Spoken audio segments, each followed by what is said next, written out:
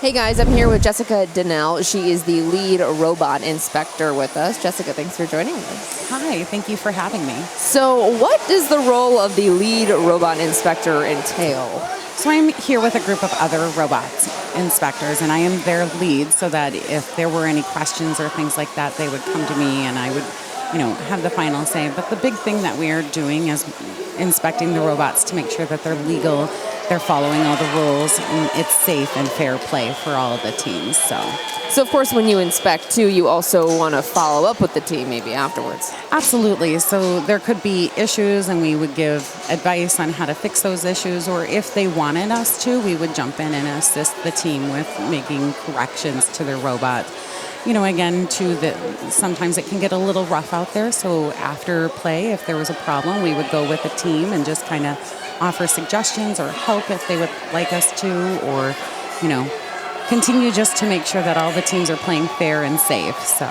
So you didn't just jump into the role of lead robot inspector. You were a coach for a while. Tell me about the Coach the U team, how long you were a coach. So I was a coach for 5 years, and I coached Cold Logic, which was a team in the Upper Peninsula, Michigan and Marquette. Fantastic. Both of my girls are alumni of that team, and all three of us came down here. We just enjoy learning from all of the teams and getting to know them and spending time with them. So you are from Marquette, and we're in Troy. Yes. That's a bit of ways. So you came down here. How long did it take you to get down here? It took me about 8 hours. There was a little bit of weather on Friday. So yeah, you braved that snow. Uper will travel through anything.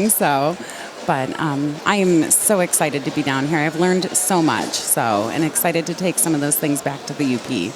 And you said that your girls are here with you. They can't. Do they do this every time? Do they come down with you? Yeah, we kind of come as a package deal. So my daughter Elijah and my daughter Alyssa are both robot inspectors. So they're down here with me and inspecting robots and getting to learn a little about each of the different teams and things like that. We also were robot inspectors in LSSU and Escanaba the previous 2 weeks. Wow, what a cool little family dynamic you guys have going on. Obviously Marquette is far away, a different region of our state. What do you think the biggest differences are between upstate or UP robotics versus downstate? I think one of the biggest differences is resources. Down here, the teams are much more closer. It's easier to be connected.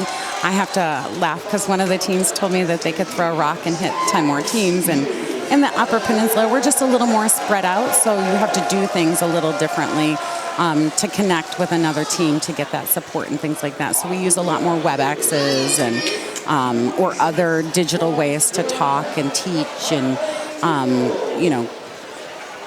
share resources with one another teams. The other thing too is in the UP, just to get parts and things like that, you have to rely on. I'm thankful enough to live in Marquette, the big city. Yeah. But a team, such as Newberry, even Escanaba, like you said. Yeah. So we can get those resources to those other teams and kind of work more, like as a family to try and, one thing might go to this team before it goes to that team, before it goes to that team. And so we're very connected in the UP, very family type. Although I am learning it's a lot like that down here too. Just very much so. A little different because they can actually connect and be on site with one another, which I love to see that. So. Obviously a little bit harder too with resources up in the UP. Like, we have Ford down here, we have First Energy, we have all these big corporations that want to step in and help robotics and maybe give them scholarships afterward and just a little bit more intertwined. How do you try to bridge that gap and get those kids in the UP the same opportunities? So what we did a lot of is we used our local resources. So you'd go to the Chamber of Commerce websites and get like a list of their businesses, or you do different things in your community, like builder shows, or we will be at the UP State Fair this summer. All of the different robotics teams are going to be competing out there trying to connect with different sponsors, let kids drive the robots and different things like that.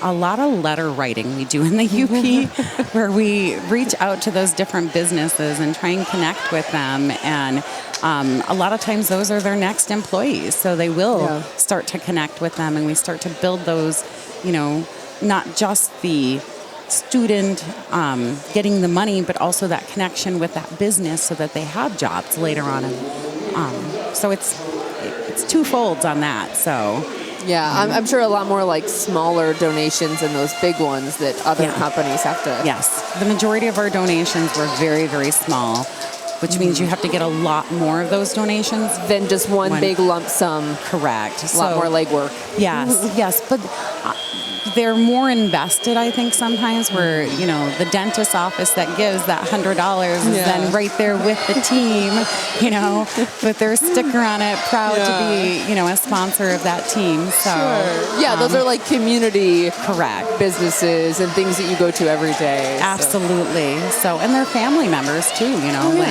So, and then just making sure that you take that 1 year after another, even if your team that member of your team leaves, still contacting that person and asking, the worst they can say is no. But if you don't ask, you're never going to get the donation. Yep. So, all right, Jessica, thank you so much for joining us here today. We're going to send it back up to you guys.